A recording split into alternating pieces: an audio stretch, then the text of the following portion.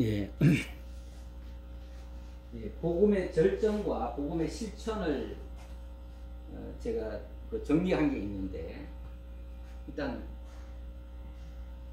뭐 그 이전부터 얘기를 해야 되겠지만 제가 이 시간 다 얘기할 수는 없으니까 복음의 절정을 얘기하면, 절정은 기쁨의 삶. 우리 빌립보서에 보면 사도 바울이 이렇게 말을 합니다. 사도 바울은 지금 감옥에 갇혀 있잖아요. 감옥에 갇혀 있으니까 밖에 있는 성도들이 엄청 걱정을 하고 있어요. 그런데 사도 바울이 밖에 있는 성도들을 향해서 뭐라고 그러냐면, 내가 너무 기쁘다. 내가 기뻐하니 너희도 기뻐하라. 이렇게 얘기를 해요. 이 복음을 깨달은 사람만이 할 수 있는 그런 얘기예요. 일반적으로는 절대 그럴 수가 없어요. 그런데 기뻐하래. 뭐 때문에 기뻐하냐 그러니까, 자기가 감옥에 있는데, 감옥에 있어가지고 모든 일이 다 망쳐진 게 아니고, 하나님은 여전히 감옥에 있는 자기를 통해서도, 오히려 밖에 있는 성도들을 통해서도 더 열심을 내게 만들어가지고 오히려 복음의 진보가 일어나고 있대요. 결국 내 일은 안 된 것 같지만은 하나님의 일은 더 잘 된 거예요. 하나님은 원래 뭐 실수하지 않으신다네, 그런 찬양도 있죠. 하나님이 하시는 모든 일은 실수가 없어요. 자, 우리가 생각할 때는 이렇게 하면 안 될 것 같은데, 하나님은 그 일을 통해서 놀라운 역사를 만들어내셔요. 그러니까 새옹지마처럼 이것이 나쁜 것 같다 싶은데 알고 보니까 그것 때문에 더 좋은 일이 발생해요. 여러분, 요셉이라는 사람 있잖아요. 요셉이 억울하게 형제들한테 미움받고 결국은 팔려가고 또 감옥에 가고 억울하게 누명 쓰고 이랬잖아요. 근데 그것들이 그럴 적마다 하나님이 그와 함께 하셨다, 이렇게 나와요. 형통케 하셨더라. 아니, 내내 하는 일들이 그냥 망하는 일인데 뭐가 그렇게 형통할까요? 하나님이 그에게 복을 주셔서 그냥 모든 일이 다 형통했다고 그러더니 마지막에 가보니까 진짜 그 결과가 나타나는데, 그 결과는 애굽의 총리가 되잖아요. 그냥 단순히 총리가 되는 게 아니라, 총리 돼가지고 세상 나라 이롭게 하는 게 아니고 그걸 통해서 자기 민족을 구원을 해요. 그렇죠? 그래서 나중에 그 형제들이 그 사실을 알고 놀래가지고 이제 동생이 우리를 다 죽일 것 같다 싶어가지고 막 벌벌 떠잖아요. 그랬을 때 형님들이요, 걱정하지 마시오. 당신들이 나를 판 것이 아니고 하나님이 당신들을 살리시려고 나를 먼저 이곳에 보내신 것이요, 이렇게 얘기를 하죠. 이 엄청난 악한 일들도 결과적으로는 하나님의 구원의 역사를 만들어내고 복음의 진보가 일어나도록 역사를 하신 거예요. 얼마나 기뻐요. 이 사실을 깨닫고 나니까 기뻐하라. 내가 지금 너무 기쁘다, 이 안에서. 그런데 뭐가 불행하냐 그 말이죠. 뭐가 슬프냐. 그래서 복음의 절정의 첫 번째는 기뻐하라는 얘기예요. 그리고 두 번째는요, 예수 그리스도를 아는 삶, 예수 그리스도를 아는 지식이 너무 고상해서 예수 그리스도를 알고 난 다음부터 자기가 가지고 있는 모든 것들을 다 배설물로 버렸노라, 이렇게 얘기를 해요. 내가 지금 갖고 있는 이 복음의 진리가 너무 값어치가 높아가지고 자기가 지금까지 자랑하던 모든 것들이 다 쓸모없다는 것을 발견했다는 거예요. 그래서 배설물로 버렸대요. 배설물이라는 말은 너무 고상하게 번역을 해놨는데 똥이란 얘기예요. 자기가 가지고 있던 높은 그 학력, 가말리엘 문화생으로 또 유대인으로서, 유대인 중에 유대인이잖아요. 아주 모든 면에서 로마 시민권까지 가지고 있잖아요. 세상적으로도 꿀릴 게 하나도 없는 사람이에요. 그런데 그 모든 자기가 가지고 있고 누리던 모든 것들을 다 똥처럼 여겨버렸다. 하나도 유익하지 않았다, 나에게. 오히려 이 감옥 안에 있는, 그러면서도 이 하나님을 깨닫는 예수 그리스도를 아는 지식이 너무 고상하더라. 진짜 값어치를 발견한 거죠. 진짜 부활을 발견한 거예요. 그리고 자신은 그렇기 때문에 자신은 사실 이제 죽어도 전혀 슬퍼하지 않는다. 오히려 내가 삶과 죽음 사이에 끼어 있는데 내 마음 같아서는 빨리 주님 앞에 가는 것을 나는 더 기뻐한다. 그러나 하나님이 또 나를 살려주실 것 같다. 살려주시는 것은 너희를 위해서 살려주실 것 같다. 그래서 내가 죽어도 좋고 살아도 좋고 살아도 좋고 죽으면 더 좋고 죽으면 더 좋은 삶, 이런 삶을 부활적 삶이라고 해요. 왜냐하면 죽어도 죽지 않고 영원히 사는 이런 삶을 지금 복음적, 부활적 삶이라고 해요. 부활의 삶과 부활적 삶은 달라요. 부활의 삶은 내가 지금 완전히 부활돼 가지고 사는 걸 부활의 삶이라고 한다면 아직 우리가 부활까지는 안 됐잖아요. 하지만 마치 부활한 사람처럼 그렇게 생각을 하고 그야말로 죽어도 겁이 없어요. 죽으면 더 좋아. 이런 생각하면 세상에 죽음을 무서워하지 않는 사람을 이겨낼 수 있어요? 세상이 감당치 못할 믿음을 가진 사람이 죽음도 두려워하지 않는 사람이에요. 이런 사람은 겁줘가지고도 안 돼. 그렇죠?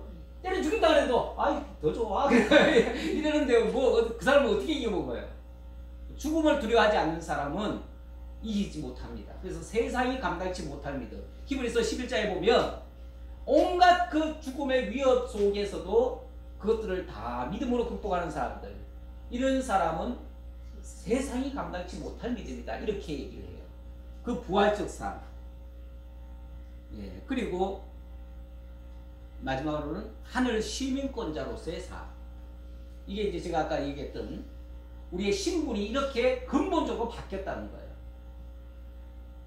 이 세상에 태어난 사람들은 대체적으로 죽으면 끝이라고 생각해요.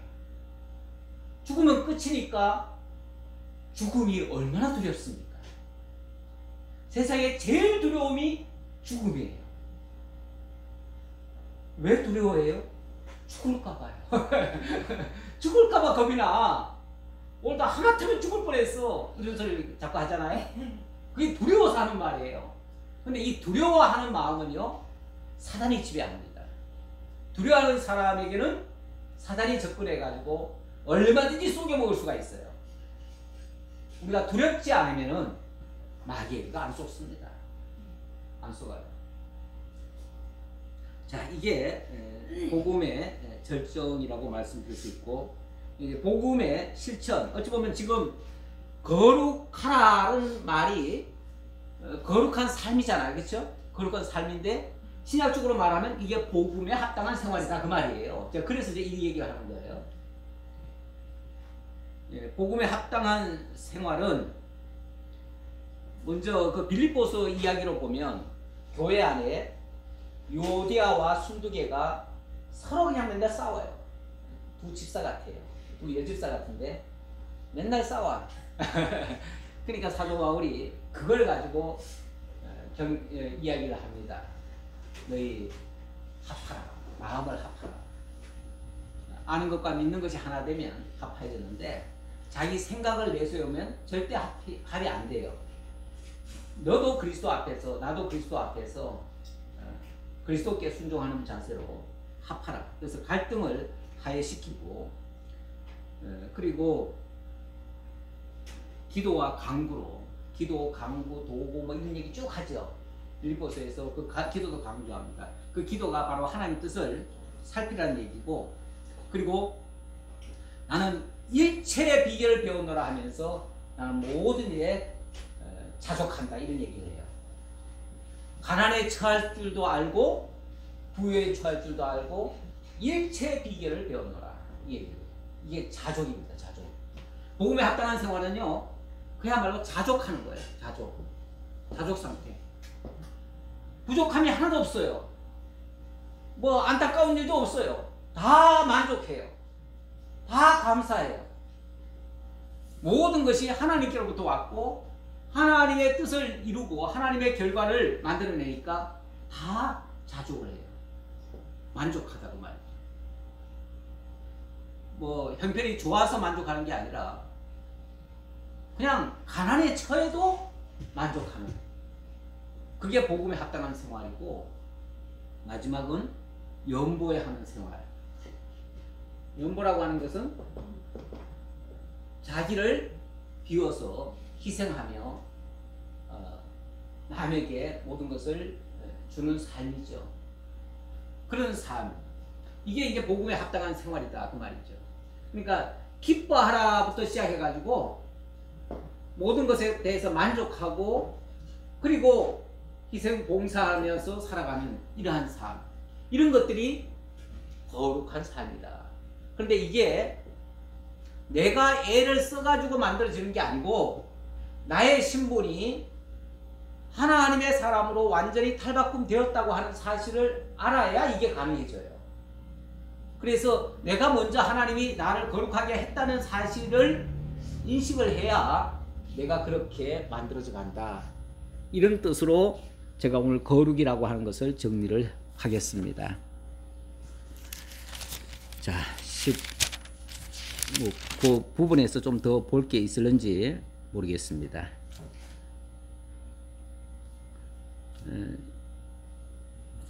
레위기죠. 레위기. 넘어가네요. 예. 뭐 구체적인 예들은 여러 가지를 뭐 다 들었어요. 예, 뭐 5절부터 보면은 너희는 화목제물을 여호와께 드릴 때에 기쁘게 받으시도록 드리고, 뭐 이렇게 시작하는데, 이게 이제 어찌 보면 우리의 기준이 아니고 하나님의 기준에 맞게 하라는 얘기겠죠. 예. 그 다음에는 뭐 구체적인 사례들을 쭉 얘기한 거라서 그걸 제가 다 일일이 설명하기가 좀 그렇고요. 그냥 넘어갑시다. 20장 봅시다. 20장은 불결한 생활 규례인데, 여호와께서 모세에게 말씀하이르시되 너는 이스라엘 자손에게 또 이르라. 그가 이스라엘 자손이든지 이스라엘에 거류하는 거류민이든지 그의 자식을 몰렉에게 주면 반드시 죽이되 그 지방 사람이 돌로 칠 것이요. 이건 이제 부정한 것을 쫓아가지 못하도록 하라는 거죠. 근데 부정한 것은 사실 이스라엘은 구별된 사람들이기 때문에 이스라엘에게는 그런 문화가 사실은 없어요. 없는데 이방 문화에는 그런 것들이 잔뜩 있습니다. 그래서 가나안 땅에 들어가거든 그 가나안 사람들과 같이 하지 말라는 거예요. 그들과 혼인도 하지 말고 그들을 다 내쫓고 그들과 아예 상종조차도 하지 말라, 이렇게 얘기를 하는데, 이방 문화에는 그런 것들이 있습니다. 그래서 그 불결한 생활은 아예 너희들이 접근을 하지 말아라, 뭐 이런 차원으로 이해하시면 될 것 같아요. 뭐 구체적인 사례들은 굉장히 많은데 그거 다 일일이 설명하기는 좀 그렇습니다. 자, 21장 넘어갑시다. 21장에서 22장은 제사장 성결 규례입니다. 아무래도 제사장은 모든 백성들의 본이 되는 사람이기도 하지요. 여호와께서 모세에게 이르시되 아론의 자손 제사장들에게 말하여 이르라.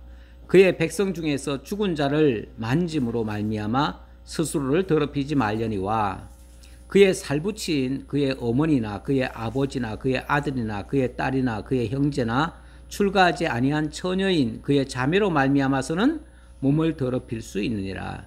일단 제사장은 하나님이 완전히 구별해 놓은, 사실 뭐 이스라엘 백성들 자체도 구별해 놓은 거지만은 또 그들을 대표해서 제사장을 삼아놓은 거 아닙니까?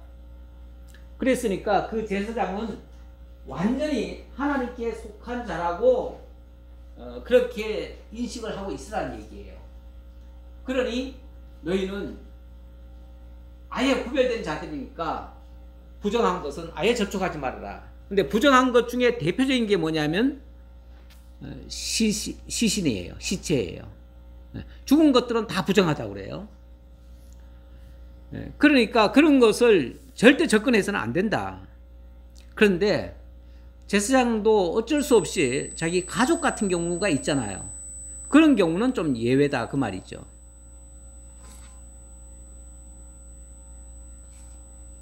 예, 그런 경우는 예외다.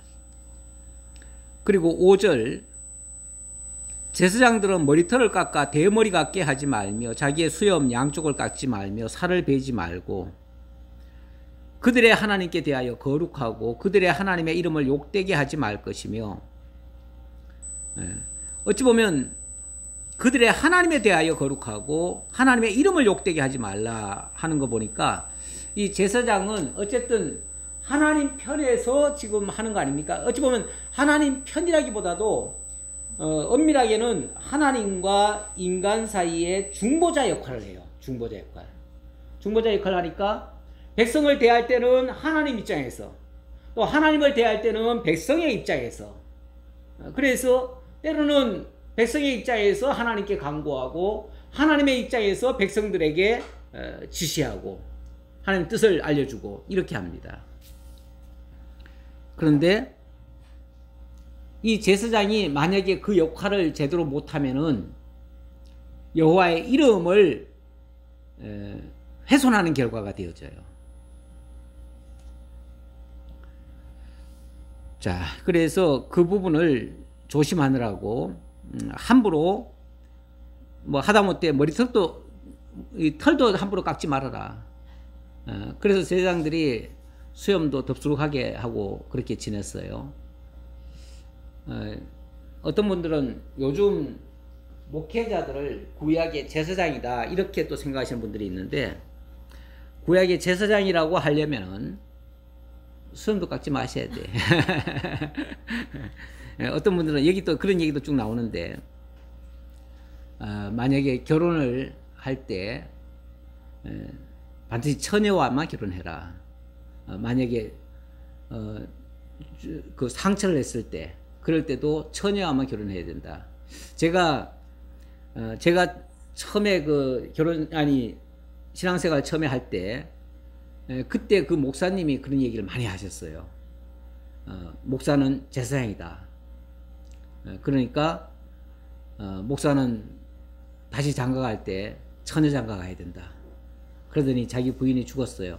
이게 진짜 처녀 장가 가시더라고.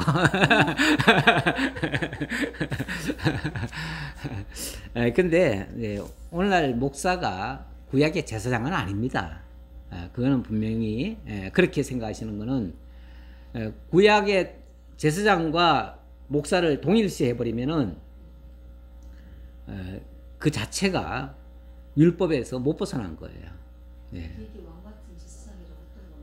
왕 같은 제사장은 목회자만 그런 게 아니고 신약교회의 모든 성도들이 다 하나님 앞에서, 우리가 직접 하나님 앞에 지금 뭐 합니까?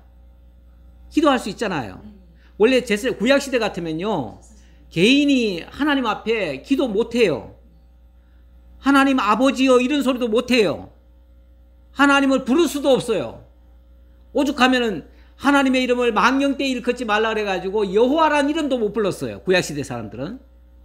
근데 제사장은 했거든요. 그러니까 제사장이 중보자이기 때문에 그 일을 했는데, 오늘날 신약시대 때는 어떻게 합니까? 우리가 다 기도해요. 심지어 그 하나님을 가리켜서 뭐라고 그러냐면 아버지여 그래요. 아니, 아버지여. 요즘 신약성경에 로마서에 보니까 아빠 아버지여 이렇게 나와요. 요즘은 아빠라 그래 그냥. 그래서 어느 신학자는 기도할 때 보면 하나님 아버지 그러지 않고 하나님 아빠 이렇게 기도해요. 너무 좀 경망스러워 보이긴 한데, 우리가 지금 하나님의 아들인데 아빠라고 부르는 게 정상이지, 어떻게 뭐 엄숙하게 그냥 아버지, 아버님. 우리가 아버지한테 가가지고 아버님 이렇게 얘기하면 얼마나 거리감이 있어요. 근데 아빠 하면은 얼마나 좋아요. 예. 말씀 중에 예. 죄송한데 여기 21절에 예. 죽은 자를 만지는 것이 예. 스스로 더럽힌다고 했잖아요. 예, 예. 시체 요즘에 부검 하잖아요. 예, 그 예. 사람이랑 예. 장례지도 시체를 예. 만지는 사람들. 예. 예. 그러면 그런 사람들은 그 의식을 하고 난 다음에 다르게 뭘 해야 되는 건가요? 그렇죠. 또 자기를 또 정결케 하는 제사를 또 드려야죠. 만약 개념으로 말하자면. 그거는 지금 현대에 와서. 아, 현대 와서는 그냥 위생적으로만 생각하시면 돼요. 지금은 아무 관계 없어요, 그거는. 예. 예. 만약에 제가 처음에 목사 될 때만 해도 그때는 목사들은 필히 뭘 했냐면은 그렇죠, 염을 했어요. 우리 의무였어요. 제가 할 때 그때 신학교에서는 그래서 성도들 그 장례가 나면 목사 후보생들도 같이 가가지고 염하는 것을 우리가 다 직접 봤어요. 필히 이건 해야 된다 그랬어요. 그래가지고 그걸 훈련시켰는데 요즘은 그냥 아예 장례사에게 다 맡기기 때문에 우리가 안 해요. 안 하는데 원래는 모든 것을 다 서비스하는 거예요. 목회자는. 네. 애기 태어났을 때부터 죽을 때까지 그야말로 요람에서부터 무덤까지 다 관리해 주는 거예요. 지금은. 토탈 서비스맨이야. 아니 원래 그런 정신으로 하라는 거예요. 원래 그런 정신으로 하라는 건데 요즘은 그냥 다 그냥 맡기잖아요. 태어나는 건 산부인과에 맡기고 죽는 것은 저 장의사에 맡기고 다 맡겨요. 결혼식도 그냥 다 예식장 가서 하라 그러고 뭐 안 해요. 안 하는데 원래 그 서구 쪽에서 보면은 요람에서 무덤까지 교회가 다 책임져요. 교회가 다 관리합니다. 예. 그래서 어쨌든 오늘날 목회자가 제사장은 아니다. 그걸 명심하시고요. 구약시대 때는 특별히 이 제사장 제도가 있었죠. 근데 사실 제사장만 있습니까? 선지자도 있죠. 그리고 사실은 또 왕도 있죠. 왕, 제사장, 선지자 이걸 삼직이라고 해요. 삼직은 기름 부어서 세워요. 그래서 이런 사람을 뭐라 그러냐면 기름 부음 받은 자라 그래요.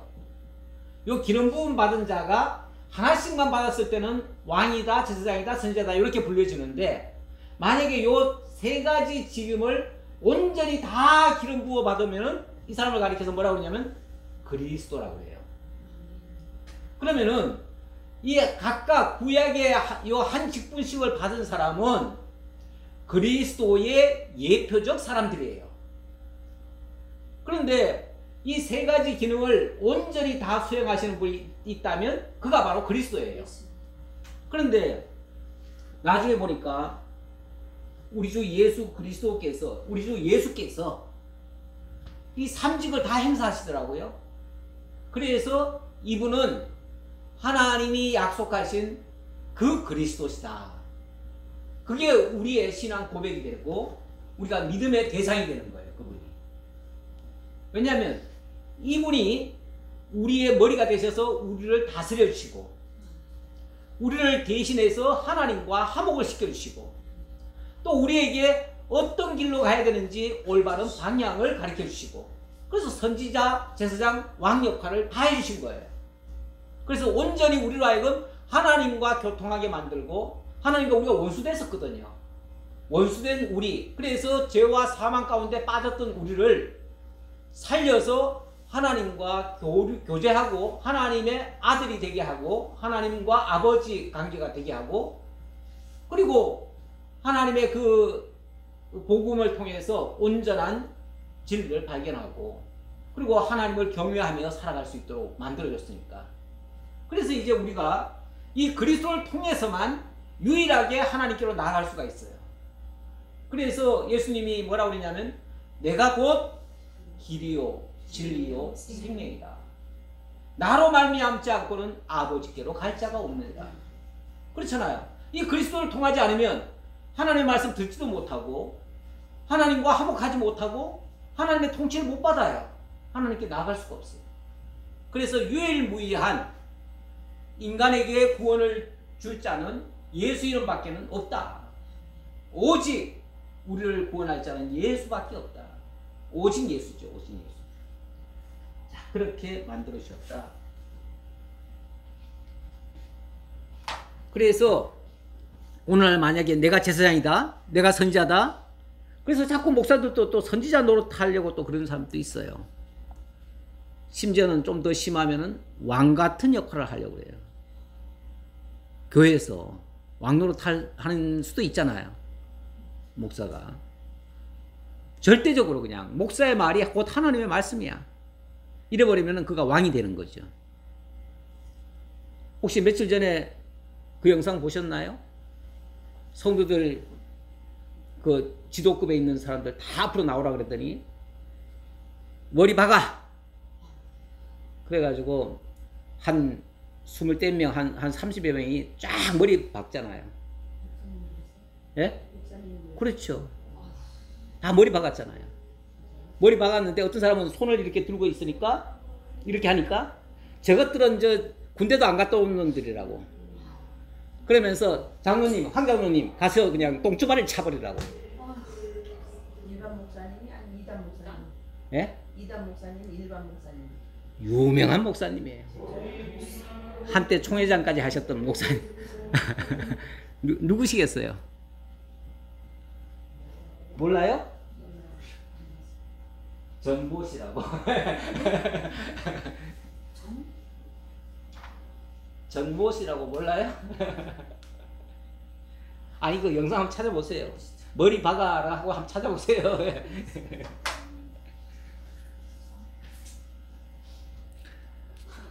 그 집회에 사람들 나오라고 했는데 몇 명씩 다 할당을 줬는데 그거 못 채웠다고. 나와서 다 머리 박아.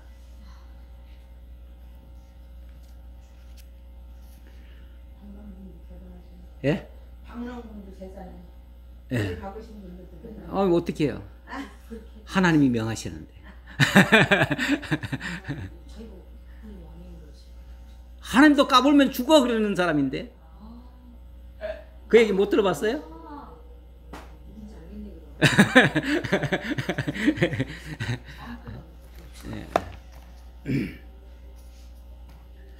자, 그다음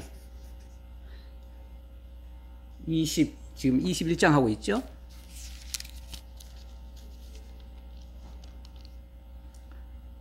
예. 22장. 여호와께서 모세에게 말씀하여 이르시되 아론과 그의 아들들에게 말하여 그들로 이스라엘 자손이 내게 드리는 그 성물에 대하여 스스로 구별하여 내 성호를 욕되게 함이 없게 하라. 나는 여호와이니라. 나는 여호와다. 나는 여호와. 하나님의 이름이 여호와죠. 여호와란 뜻이 뭐죠? 응? 스스로 있는 자예요? 네. 물론 뭐 출애굽기 3장에 보면 하나님의 이름이 누구십니까? 하나님 누구십니까? 그랬을 때 나는 나다. 나는 나다. 그랬었어요. 근데 그거는 스스로 있는 자라는 말. 스스로 있는 자라는 뜻이죠. 그 말이. 스스로 있는 자라는 말은 하나님의 존재 형태를 얘기하는 거죠. 하나님 스스로 있잖아요. 그 말은 영원 자존하신 분이라는 얘기예요. 그건 이름이 아니에요. 이 세상에 스스로 있는 자는 하나님 말고 또 있을까요? 없어요. 다른 모든 것들은 지음받은 존재예요. 그래서 저는 이 자연이라는 말을 잘 안 써요. 제가 언젠가 얘기했던 것 같은데 이 자연이라는 말은 스스로 자자거든요. 스스로 그러하다 라는 말인데 원래 있었다 그 말이에요. 그렇죠? 우리 저 산에 들판에 있는 저 산과 들과 식물과 모든 것들을 다 자연이라고 그러죠? 그 말은 다른 말로 하면 원래 다 그대로 있었다 그러는 거예요. 근데 원래 다 있었나요? 원래 다 있었지 않았어요. 하나님께서 창조하셨죠. 창조한 거죠. 피조물이지 어떻게. 그러니까 창조물 또는 피조물이죠. 피조물은 원래 없던 거예요. 없던 것을 하나님이 있게 해가지고 지금 있는 건데 어느 날 하나님이 없게 하시면 없어질 수 있는 것들이에요. 근데 이거는 자연이라고 할 게 아니고 하나님이 창조해 놓은 하나님의 솜씨들이에요. 그래서 그걸 보면서 와 아름답다 하나님의 솜씨요 이렇게 해야 맞는데 자연은 아름답다 이렇게 말을 해요. 그럼 말이 어떻게 되죠? 그렇죠. 이 자연을 숭상하는 꼴이 되잖아요. 자연은 아름답다니까 스스로 있는 것들이 너무 멋있어. 너무 위대해. 자연은 위대하다. 이 표현도 아니 저 있던 것들 저런 것들이 너무 위대하다는 거예요. 그걸 신처럼 떠받드는 거예요. 그래서 제가 그런 말은 사실 좀 조심스럽다. 스스로 있는 자는 하나님밖에 없다. 그런 면에서 하나님만이 스스로 나는 나다. 스스로 있는 자다. 그런데 여호와라는 뜻은 뭐냐면 나는 아브라함에게 언약했고 아브라함에게 언약한 대로 아브라함에게 일찍이 하나님께서 창세기 15장에 보면 이스라엘 민족이 애굽 땅에 내려가서 400년간 종살이 하다가 다시 올라올 것을 예언해 주셨어요. 말씀하셨어요. 내가 아브라함에게 약속한 그대로 반드시 이루어주기 위해서 이루어주는 자야. 그래서 나는 여호와야. 이렇게 말씀하셔요. 그러니까 그 출애굽기 3장과 6장을 다시 한번 읽어보세요. 거기 보면 여호와라고 하는 이름의 뜻을 얘기를 하는데 그게 나는 언약하고 그 언약대로 이루어주는 자야. 그래서 에스겔 37장에 보면은 나는 여호와라. 나는 말하고 이루느니라. 이렇게 얘기해요. 그러면 여호와란 말의 뜻은 뭐냐면은 말하고 이루시는 자, 언약하시고 언약대로 이루시는 자라는 뜻이에요. 하나님이 말씀을 하셔요. 말씀하시면 말씀하신 그대로 이루어져요. 그러면 이분이 일단은 전능자라는 얘기예요. 그렇죠? 전능자고 그분은 약속을 반드시 지켜주시는 분이에요. 그런 분을 뭐라고 그러냐면 신실하다고 그래요. 그분이 우리에게 하신 말씀은 다 이루어주셔요. 그래서 우리가 믿을만 해요. 우리가 그분을 왜 믿어요? 그렇죠? 믿을만 하니까 믿지. 그게 신실하다는 뜻이에요. 이랬다 저랬다 하는 것들은요 믿을 게 못 돼요. 근데 이방신들은 보면요 우리가 뭐 정성을 잘 바치면은 많은 복을 줘요. 근데 우리가 뭔가 조금 실수하면요 바로 벌 때려요. 우리 하기에 따라서 복도 주고 저주도 주고 이런 신이라면 이랬다 저랬다 하는 거예요. 가변적인 신이에요. 그렇잖아요? 그런 신은 믿을 신이 아니에요. 그러니까 그런 신은 뭐든지 막 정성을 갖다 많이 바치래. 그래서 이방신들은요 정성을 많이 바칠수록 좋아해요. 그래서 황금을 좋아해가지고 이방신전 가보면 전부 다 황금신전이잖아요. 그런데 우리 하나님은 그런 신전조차도 필요 없다는 거 아닙니까? 그렇죠? 우리 하나님은 엄밀한 의미에서 신전을 다 헐어버리셨어요. 네. 그래서 예수님 시대에 그 화려하게 지은 헤롯 왕이 가짜 신전을 멋있게 지어놨잖아요. 황금 신전을 지어놨어요. 성전을. 그것도 60년 걸려가지고 예수님 당시에 46년간 지은 성전인데 그거를 예수님 뭐라고 그럽니까? 너희가 이 성전을 헐라 내가 3일 만에 다시 일으키겠다. 이렇게 말씀하세요. 그러면 그 성전이 헐려지고 예수 성전으로 다시 지어질 것이다. 그 얘기예요. 근데 예수 성전이라는 게 무슨 형태가 있나요? 없어요. 예수가 머리가 되시고 우리가 그의 몸이 돼가지고 한 교회로 이루어지는 거예요. 이게 신약교회고 신약의 성전이에요. 네. 이제 예수는 아무런 형체를 가지지 않고 우리로부터 믿음의 대상이 되시고 섬김의 대상이 되시고 그래서 바로 예수는 우리의 유일한 믿음의 대상이신데 어떤 형체를 가지고 하시는 분은 아니다. 자, 그렇게 보시고요. 자, 오늘 22장까지 하죠. 22장까지 하고 다음에 절기 성결 규례 하는데 이 절기의 성결 규례가 여러 가지 절기가 나오잖아요. 그 절기 성결 규례가 굉장히 중요한 내용이 많이 있습니다. 앞으로 예언적인 의미도 담겨져 있어요. 구약의 절기가 우연히 만들어진 게 아닙니다. 하나하나가 미래에 대한 하나님의 설계예요. 계획도예요. 계획도. 하나님의 전 역사 프로그램이 그 절기 안에 들어있어요. 그래서 다음 주에 이 말씀 확인해 보도록 하겠습니다. 기도하겠습니다.